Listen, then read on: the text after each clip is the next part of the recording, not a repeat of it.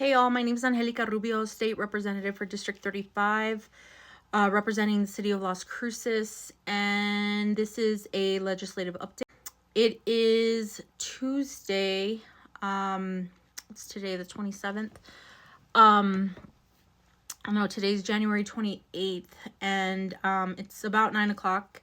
I got home probably about an hour ago. It was a really long day today. For a number of reasons. The first reason is because I have both my committees are on Tuesdays and Thursdays. I serve on Ag and Water in the mornings, and then Consumer and Public Affairs in the afternoon. And we had a lot. We actually only had 4 bills in CPAC, the afternoon committee, but that's another story. But the reason I wanted to come on here, and I'm sorry it's been a few days, but is what happened today with what you might have heard of from what came down around federal programs being paused.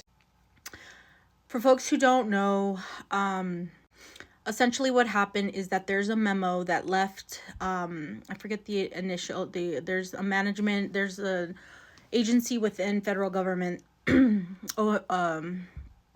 Office of Budget and Management, I think that's what it's called.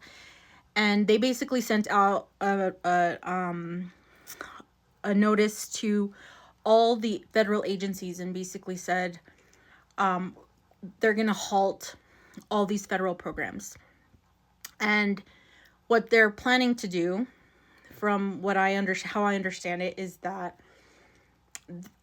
they are going to they're pausing all of these programs in an effort to see which programs are actually in alignment with Trump's policies or vision, and which ones are not. And then those, I guess, they're gonna end. I know that a judge out of DC already said, already put that the pause today, they already stopped that. But I think that there's just some short-term and long-term consequences to all of it.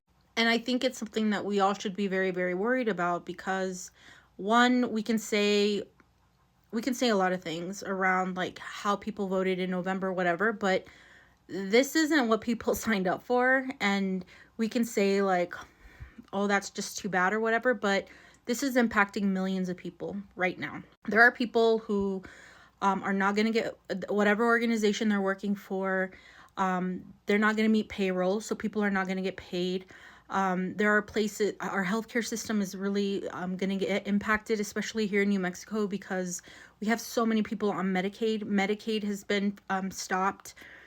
Even I was going over some social media posts from Senator Heinrich's office, for example, who was sharing that the portal that people use to access Medicaid stuff, that has been turned off for New Mexico, and I believe it's happening in other states as well. Veterans who are needing their own supports for housing vouchers, mental health services, things like that, they don't have access to. That's been frozen. There are seniors who depend on meals every single day through their senior centers and stuff. That has been frozen. So now you're gonna have seniors who are gonna stress over where they're gonna get their next meal. Schools where you had federal programs paying for free meals for students who go hungry, who go hungry to school, those programs are going to be impacted. Y'all, this is bad. And I really, really urge you to please contact your senator, your congressperson, because I was in committee all day today. I don't know exactly what Democratic leadership in Congress is doing right now, but there should be a revolt right now around all of this, because this should not be happening. This is illegal. one thing that I will tell you that Congress is responsible for, there's for paying the bills. They're the ones that are saying, okay, we are the ones that, like not state representatives, Congress people and state and senators. They are the ones that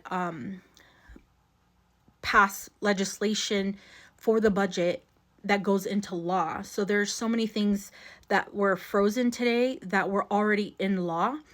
And this administration has basically declared themselves like a king and said, no, we are basically going to undo everything that Congress has done, and that is illegal. And so, y'all, this is very much a crisis.